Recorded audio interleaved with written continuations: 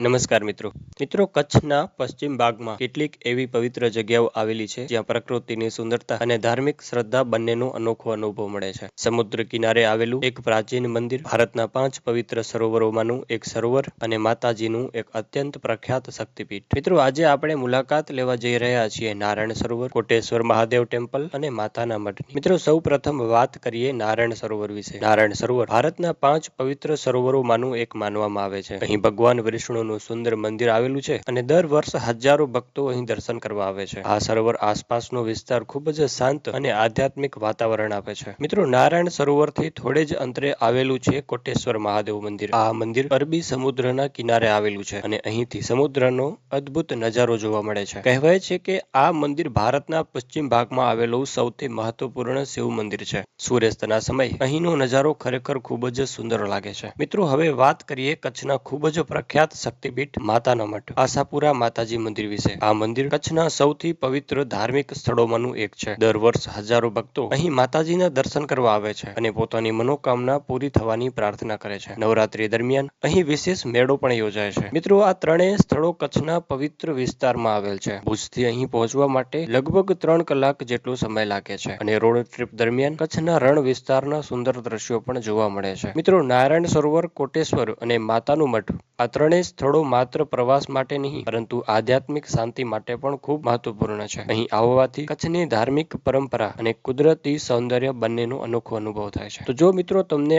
આ વિડીયો પસંદ આવ્યો હોય તો વિડીયોને લાઇક કરો, ચેનલને સબસ્ક્રાઇબ કરો અને કચ્છ વિશે વધુ રસપ્રદ માહિતી માટે અમારી સાથે જોડાયેલા રહો. આભાર મિત્રો.